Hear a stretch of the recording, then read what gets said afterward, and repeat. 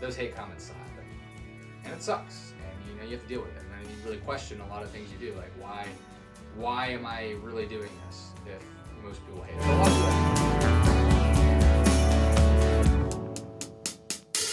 Welcome back to the Social Media Sobriety Podcast. I'm Rose Mundo, and today is an interesting episode. Full disclaimer, because I'm very honest with the podcast, I am in between moving places. I'm back home now. I don't have my original podcast equipment. I don't really have a studio right now, and I currently lost access to a lot of the editing software because it expired. So this one's going to be still a great episode, don't get me wrong, but about the editing and things like that, going to be a little different. Not sure how high quality we can produce, but we'll see what we can do. So no more Premiere Pro, at least not to spend the money. And I got to figure out the top of line podcast equipment because I got to really see if this is something we want to invest in or not. And that's going to come down to you, the viewers. If you really want to see this podcast continue, I would need your support. Please like, comment, subscribe, all those things. Because reality is I don't have enough time and money to keep this up as long as I wanted to. Which kind of shifts me into this episode's topic. What it is like creating content every day. Very, very interesting stuff. The life is probably somewhat similar to what you would think, and other things are not. So why I started creating this podcast in the first place, you've heard this before, but the reason why Social Media Sobriety is on YouTube, Instagram, and TikTok is because I want the story to be told, and I want to help people. And you want to help people on social media, you got to go on social media. And that's what I've learned. And it sucks because before, like, people who watch my content were my friends, which is great, but the people that would be very interested in this content were people already off social media. But to actually have people who the target audience is are going to be on social media, they're going to have to find my content and go from there. And you know what I want to happen is people to really change their life for the better. And again, I'm not promoting no social media use. I'm just trying to promote healthy social media use. And that's really the fundamental goal of all this, is to help people become better people. The same reason why I got started in baseball coaching is to help people become better people. Now, for being a content creator, I really want to go into like different categories of this. How to get views. So for a while, the first maybe 6 episodes, it was hard. It is really degrading when you put in, hours upon hours creating this content and getting nothing to show for it. For example, if you go back to some of my first podcast episodes, they were so over edited. You would see things pop on the middle of the screen, you'd see me make jokes, and those jokes would be represented in the post editing. And well, nobody's watching it. Let's be honest. Like, if you look, the biggest episode I had maybe have had like 70 views in total. And the people that are watching for the views aren't really necessarily there for the funny stuff, which is fine. Like, I feel like I could have a good personality for it, but this podcast is supposed to be about improving life. And we don't necessarily need strictly humor and jokes and memes on there. So what I learned is, first, your final product, your big product, it's over edited. People aren't going to sit through a 30-minute video because you made it entertaining. People will sit through if they're genuinely interested in your content. As for the shorts, what I've learned is how you have to engage people, how important that is, how important writing good captions are and making sure your captions are on YouTube as well. To create content that is successful, you need to get somebody's attention, and the way to do that ethically is not great. I don't love it. And I went through a whole stage, probably the first 15 episodes. If you look at the thumbnails, and there was kind of a point in the middle, so episodes like 5 through 15, the thumbnails were more clickbaity, the texts were more clickbaity. And when I got good interactions on my shorts, I had to make those clickbaity. And you really are trying to get in somebody's mind as fast as possible. And again, I've had an episode on this. I toe the line. I want this to be engaging and I want people to see it, but I don't want to do it in a lot of the ways that I'm anti on social media, about the short form content, about the clickbait, and that part's tough. Some surprising things about content creation. I mean, it's one thing like hate comments. they happen. And I feel like this podcast, this whole premise is pretty positive. Those hate comments still happen. And it sucks. And you have to deal with it. And then you really question a lot of things you do. Like why am I really doing this if most people hate it? But a lot of people that do like the content aren't really gonna speak out. Silent majority, So that was definitely something on my mind. Other things, how I had random spikes. I mean, I had random videos that would get, 2,000 views. And then the next thing you know, the next one will get like 10. Just blows my mind. But then again, there's also the amount of network of people that you can interact with. There's some people across the country, some people you never heard of, some people who are medical people that want to be a guest on your podcast. That part's great, and you don't understand that the power of social media, being able to connect people when used right, is incredible. It's incredible how many minds you can change or make people think from your central location. It's not like word of mouth anymore. I love social media for that. If you think about using it for good, you can create stuff for so many people. And that part really, really surprised me. As for content creation, it's not easy. There's a lot of time that goes into it, a lot of editing. And I'll be honest, without AI, I have no clue. No clue how I would figure this out. Because I really feel like that gives me 6 to 10 hours of my life back every week. This takes about now like 6 hours to produce all the shorts and the full length content. But without AI, I really think it would be closer to 20. And then also the over editing. Like, it used to take me 5 hours to edit a full length podcast. Now it's down to like 2. A lot smoother, a lot simpler when you're doing things that matter. And it's crazy. And then for the shorts, the short length, it's differed. I think the way you edit shorts can change. It's maybe less on the graphics and more about just getting somebody's attention and then getting the point so quickly. Things I've learned too. YouTube, I found, is very consistent.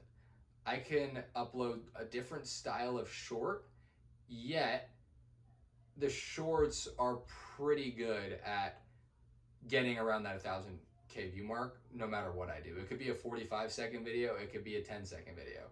They all seem to perform similar. Instagram, it's pretty consistently bad. I don't know if the explore page is there, except the Hawktini file video, which is more on the clickbaity side and using a situation that happened that's embarrassing and bringing light to it.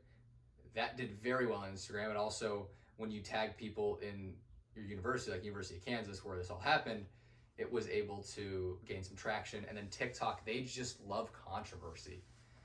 That's really what I've learned. And I really thought, in a perfect world, this podcast, because I want it to be positive and help people's lives, that's the return I get. And it's not. There's so many comments.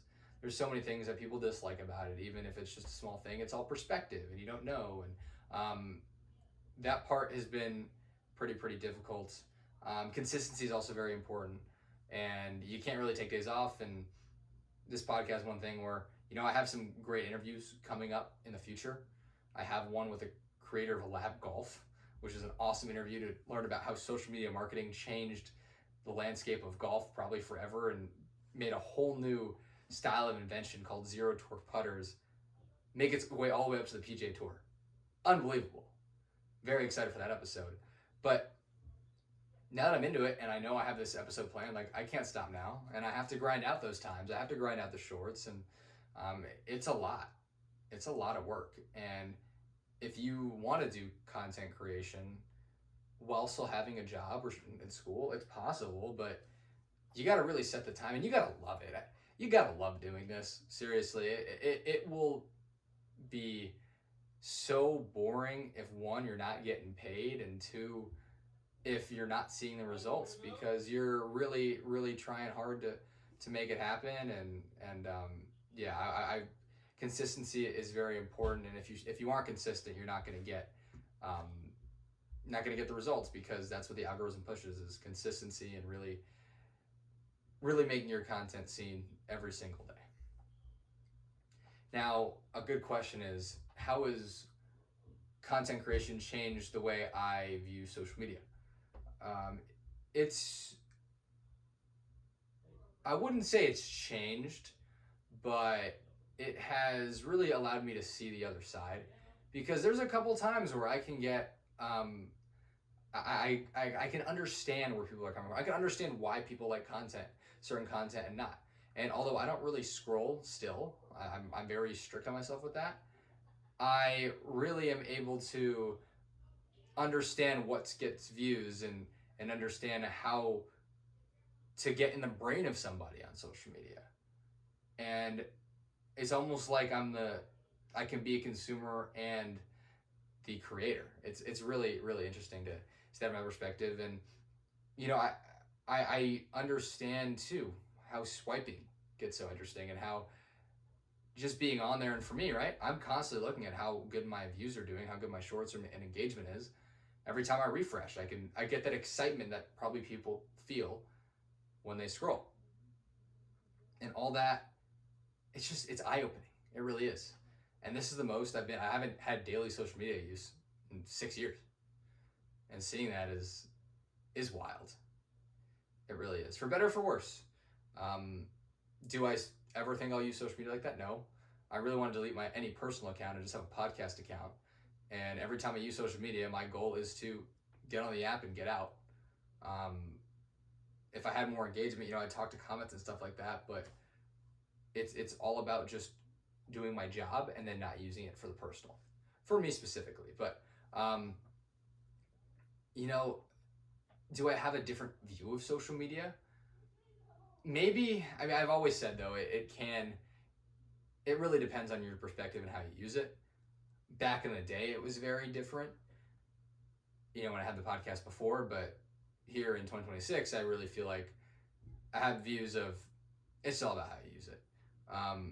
Now here's a very fun section. I think I have ChatGPT write me some questions right now.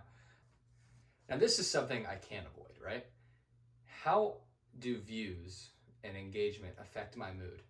And I think this is where I can draw a lot of parallels to people who have personal social media use. Is that validation, right? And I'll be honest, there are some days where you post something, you think it's going to do good in the world, and you get so much hate, and it hurts. It hurts for two reasons. One, the time you spend 4 hours working on a full-length podcast, getting shorts down, and then people degrade you for it. It's like, okay, well, I just wasted all my time. And two, for the message, really thinking that you're doing something for good, and you don't know that anymore because of people online. And before it really got to me, now I'm starting to have thicker skin and realize, you know what? I don't know why you're commenting this. I don't know why you're taking time out of your day to criticize someone else. We should all, kind of at least lift people up. You don't have nothing nice to say. Just don't say it at all. But for social media, yeah, that can affect your mood for sure. And I like making content. I do. But yeah, you gotta realize that you gotta value your time and your relationships. This is hours of the day I could be spending with other people. There's other days I could be spending on a job and making money. And what I've kind of told people about making money on this podcast is I would love to get compensated for the work I put in, but I don't necessarily need to make it big because of it.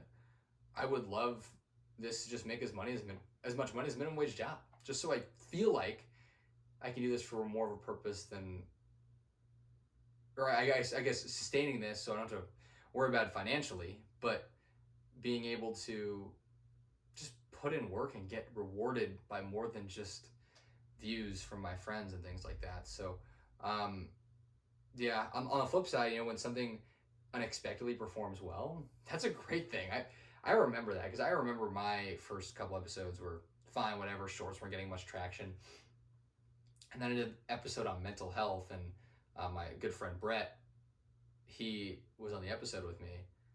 All of a sudden, those shorts got 1,000 views, and that kind of set the precedent for me, where I got 1,000 views on a lot of my stuff, and that made me feel amazing and really valuable, because I was putting out information that was resonating with people and was helping people, and that's a great feeling.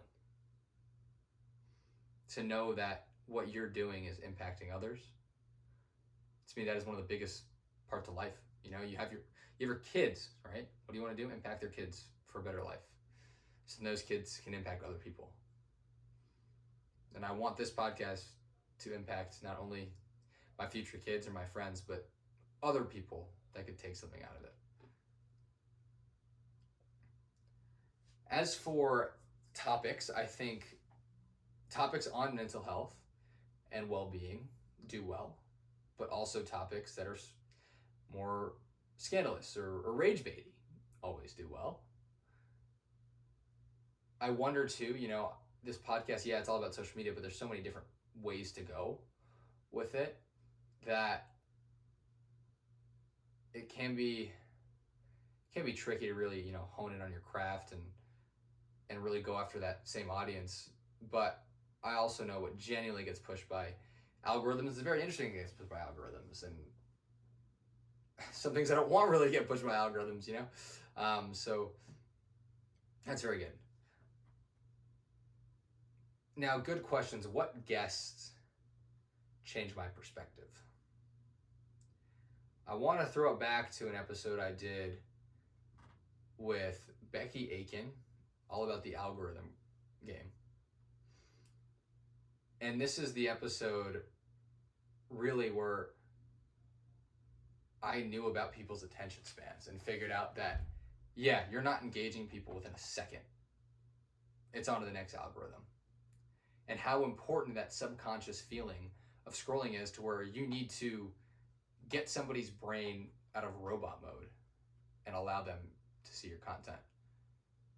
That episode really changed kind of the structure of my podcast and why I had to, really go for the big letters and very interesting titles, to then now where I feel like it's kind of a balance where it is trying to get your attention, but it's not being thrown at you.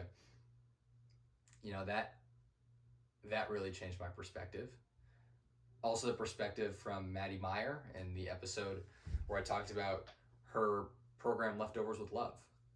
How even though social media is potentially a medium for it or a platform, word of mouth still does exist. And if you can connect with people in person, and this gives me hope for our future, that's where you can make a difference. Social media, it dehumanizes a lot of people out there. So if you actually can humanize somebody and talk to them in person, that's where you can make real change. So those two were really big. What have I sacrificed to create content? I'll be honest, I graduated end of 2025, so I had a whole semester where I was working in the afternoons in my coaching job. In the morning, it allowed me to do something. This is what this podcast started as. I wanted to make a difference, but it also allowed me to do something. And I could have worked a second job, but this gave me something fun and great to do.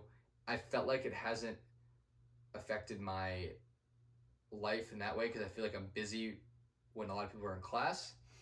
But at the same time, it may have caused a little bit of added stress. I've had friendships, they all seem good, but definitely people who call me out on stuff and see if they agree or disagree. That's very true. And I think it's good for your friends to keep you in check. It's not like you're always right out there. And, I think now, although I'm in the summer and I really don't have much before my vacation in a couple weeks, and then I start a job.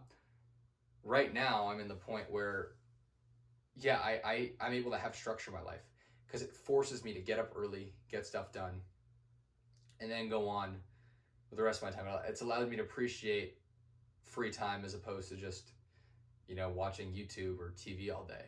So that part has been a blessing. It's allowed me to have structure in my life from creating content, because it gives me something to do that I really like. I genuinely like. Mental health wise, it can be stressful, especially this week, right? I'm moving. I'm trying to figure out how to do a podcast, and now I'm posted up in my room right now, right? But for other things, I think it's also very good for mental health, because I'm constantly learning and I'm finding ways to help other people, and that's what makes me happy, is helping other people, for sure. What skills that I've learned? I've really gotten better at editing, video editing. I've done a lot before in journalism, but this has been really, really great. I've learned a lot about being engaging. I've learned a lot about how the social media algorithm works. I've learned a lot about connection. I've learned a lot about networking, all those things like that. It's definitely helped. I think it's cool also to talk to people when they say you have a podcast. It gets them interested. And a lot of people I meet, they say, and this is one thing social media does.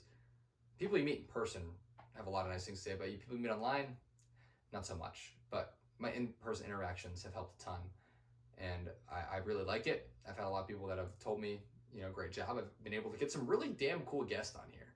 I'm gonna get some more. That part's been awesome, and it also has improved me as a speaker tremendously. I did do broadcasting, as some people know, but this allows me to just keep on talking like I'm doing right now. Just a little ramble and getting going. But that's allowed me to be a much more confident speaker in person, and then that'll translate to a post-game speech as a coach. That'll translate to me going up to random people that I want to talk to. That all helps for sure. And now looking forward, why do I keep doing this? It's to help people, and I really hope this podcast can become something that people can reference. If they were in a rut, they listen to this podcast, it inspired people. That's all I want, is to inspire people to be better and slowly but surely make the world a better place. And I really believe it's not me who's going to make the world a better place, but if we can have one person step up, that leads to another person. It starts with the individual. More and more people as a group can make this world a better place than we are in right now.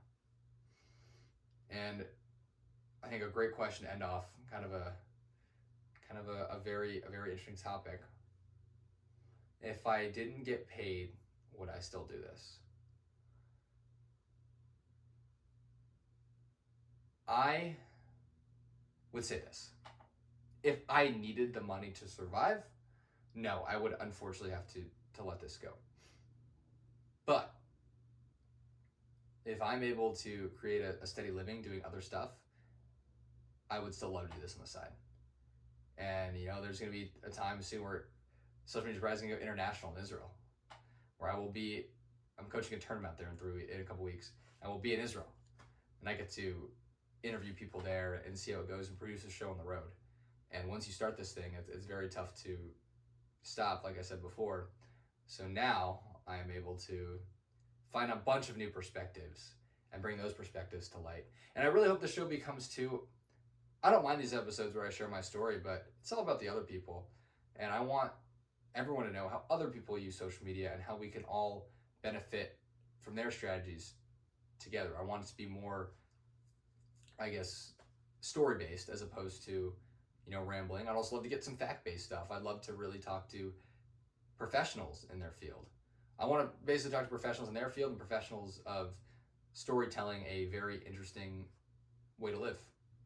The last episode's a great example of somebody who uses their phone 30 minutes a day. Other episodes were, what is it like when your life is actually your content, right? Like, or content creation is actually your job. There's just so many ways of social media that impacts people. How social media marketing turned a golf company into something great, right? Just so many good examples of that. And what it all boils down to is, content creating, it's a lot. It's a lot. You got to be committed. You got to know that the payoff is not going to be there for a while. And while I do enjoy making the videos for the time and effort, it's a lot. You better be committed, because the views and stuff aren't going to come immediately. It takes a lot of time, a lot of repetition, a lot of stress, a lot of doubts and wonders of, man, should I really keep doing this? But my message to somebody, anyone who is trying to create content, is keep going. And maybe it's a gambler's idea, which is maybe more of a negative connotation, but they always say 99% of gamblers quit before they win big. I bet you 99% of podcast hosts quit before their episode makes it. And that's a great thing to end on. Thank you for tuning into this week of Social Media Sobriety. Next week should be a little more formal, better equipment, but gotta make some adjustments, roll with the punches, figure out a way to bring you the best podcast I can. Thank you for listening to Social Media Sobriety, and tune in next week for more.